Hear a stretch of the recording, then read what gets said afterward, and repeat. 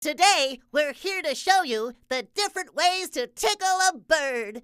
Take that parrot, for instance. When tickling parrots, you should never let them see you coming. Go and give them a tickle, Mr. Bump. Polly want a tickle? Hello? No!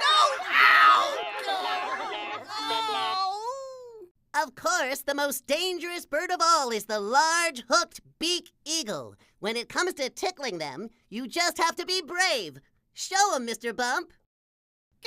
Actually, about that brave part, But you're the bravest guy I know. I am?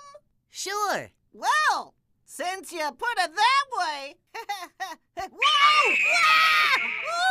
Whoa! That eagle really needs a tickle.